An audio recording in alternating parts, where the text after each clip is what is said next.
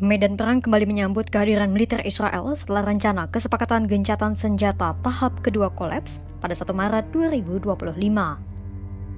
Hamas ingin Israel angkat kaki dari Gaza. Hamas bahkan sudah memberi syarat bahwa mereka bersedia menyerahkan pemerintahan di Gaza kepada otoritas Palestina meski tidak dengan angkatan bersenjatanya. Sementara Israel menuntut Hamas untuk melepaskan semua sandera dan melucuti angkatan bersenjata serta pemerintahan di Gaza.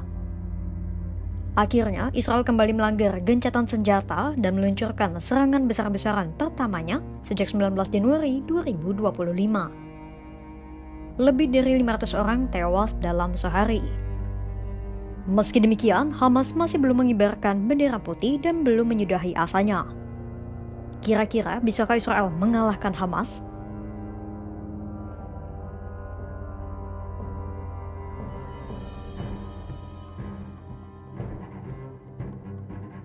Israel telah memerangi Hamas sejak 7 Oktober 2023. Sudah lebih dari 1 tahun dan 2 tujuan utama Israel belum juga tercapai.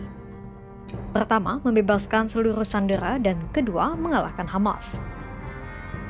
Per Rabu 26 Maret 2025, diperkirakan masih ada 59 sandera Hamas yang ada di Gaza, Palestina.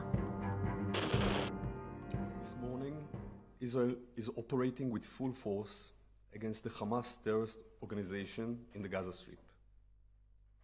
We have reached this situation after the Hamas repeatedly refused proposal to extend ceasefire and to release our hostages.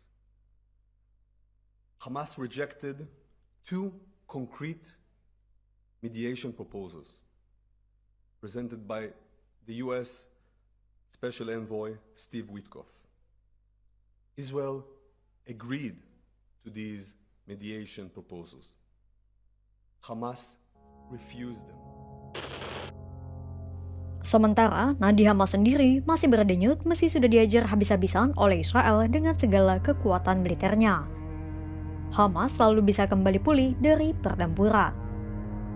Misalnya pada tahun 2007, Hamas juga digempur habis-habisan oleh Israel. Namun selama bertahun-tahun kemudian, Hamas bisa bangkit dan kembali membangun persenjataan misilnya serta memperluas terowongannya. Begitupun dengan perang terkini yang berlangsung sejak 7 Oktober 2023. Kira-kira bagaimana cara Hamas beradaptasi dan tetap mempertahankan kekuatannya di tengah gempuran habis-habisan Israel?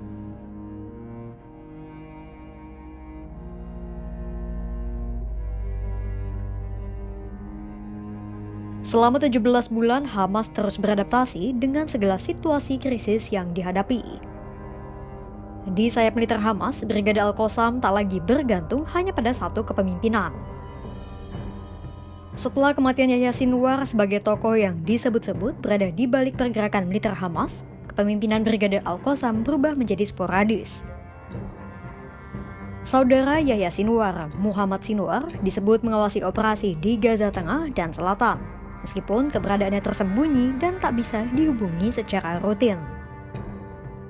Kemudian di utara, pasukan bersenjata Hamas diduga dipimpin oleh As al-Din Haddad yang pernah menjadi komandan Brigade Hamas di kota Gaza.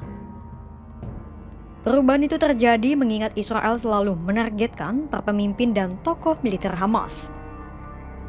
Dengan kepemimpinan dan strategi yang sporadis, diharapkan Israel akan lebih sulit untuk melacak pergerakan Hamas. Cara Hamas bertahan lainnya adalah dengan tak lagi menggunakan komunikasi elektronik untuk menghindari pengawasan siber Israel. Jadi, para pemimpin Hamas dan anggotanya kini beralih menggunakan komunikasi konvensional, termasuk catatan tulisan tangan dan dikirim melalui kurir manusia. Ketiga, Hamas juga terus melakukan penegakan hukum internal di tengah pemboman besar-besaran. Pada Jumat 21 Maret 2025 lalu, Brigade Al-Qassam melakukan eksekusi pada seorang pria yang dituduh bekerja sama dengan intelijen Israel. Cara lain yang digunakan Hamas untuk bertahan adalah dengan merekrut ribuan pejuang baru yang kebanyakan berasal dari kalangan pemuda awam. Melatih para awam secara proporsional di tengah masa perang nampaknya suatu kemustahilan. Itulah mengapa Hamas akhirnya menggunakan cara perang gerilya untuk menghadapi Israel.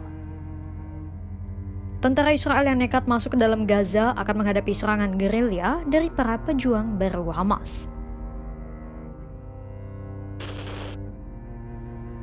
Setelah gagal mencapai kesepakatan gencatan senjata tahap kedua, Israel mulai kembali membombardir Gaza dengan hujan proyektil.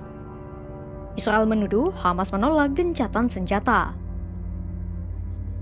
Padahal Hamas telah menegaskan ingin melakukan gencatan senjata dan mengisyaratkan bersedia menyerahkan pemerintahan Gaza kepada otoritas Palestina. Akhirnya, Hamas harus kembali menghadapi berbagai serangan bersenjata dari Israel.